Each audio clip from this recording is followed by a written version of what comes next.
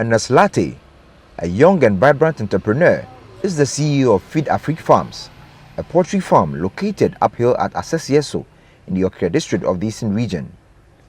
With over 35 workers, Feed Afrique, which began 2 years ago on a 50-acre land, is currently operating with 80,000 birds.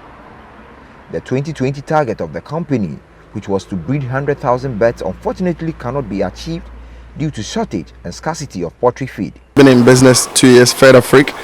We responded to the call to duty for youth in agriculture farming, yes, so we decided to go into the poultry business. So we've been in 2 years now.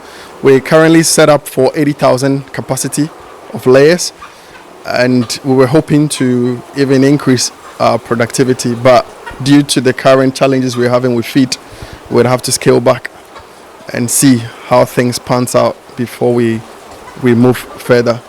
Yeah, you're talking about challenges. What specifically? So currently we don't have feed to feed our birds. All the ingredients we use to manufacture feed are in short supply. So there is no maize, soya or wheat bran. And the few that it's around, it's on high price. Tete Jejom operates a 60,000 bird farm, Bodvich Kids Farms, also here at Asesieso. And just like Ernest, he's also rationing feed for his birds. Bodvich Kids Farms, Asesieso Ekapim. We have about 60,000 birds on the farm, and we have about 35 full-time workers. Yeah, just recently getting or procuring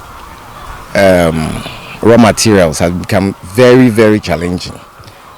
I mean, we are in the south and we are procuring maize from all the way Tamale, just because we don't have any around. So it's been a very stressful about 2 months, and things keep increasing. These challenges are not peculiar to large-scale poultry farmers, but also small-scale farmers are feeling the heat. 50 kg of maize, which was sold on the market for 58 Ghana cedis 2 months ago, is now being sold twice the amount.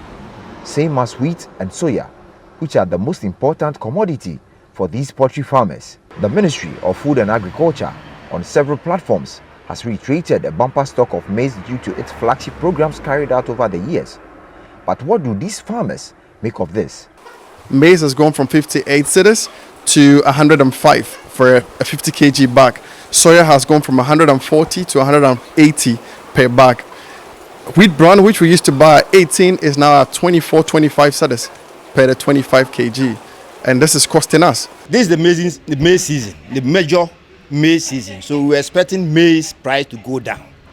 But contrary, we are having increase of price day in and day out. Every day you come to the market to buy maize. Before you come, if you bought it last week, 95 cedis per 50 kilogram maize, this week is now 110. So we don't understand why. Normally we know from the days of ex-President Kufuor, when there is scarcity, they import maize. But this time around, we don't know what is happening. And that is what is affecting us. Our job, how we are able to break even, to sell our produce so that we can break business and stay in the business. That's the challenge that we are facing now. The authorities are not talking. So we are not seeing a clear way forward. So yeah, we'll just appeal through every means possible to the authorities, especially the Minister of Agric. That's becoming unbearable. The situation, according to these farmers, has become dire and have already begun selling off their birds. But due to some crisis and increase of soya, maize, even with the exception of the increments, you don't even get the thing to buy. So some of us, like me, I'm deciding to sell about 2,000 so that it will remain just 1,000 for me to manage it for a while. When the crisis comes down, then I go in for new checks. It's a cross country. We have customers from Bandai, Rara, Ashaiman, and Somenya. So indirectly we're employing almost up to 40 people, and our direct employees is 32 currently on this farm. And with the labor force, we don't know if this situation persists. As we are selling off our birds, we might have to lay some off just to keep the budget going.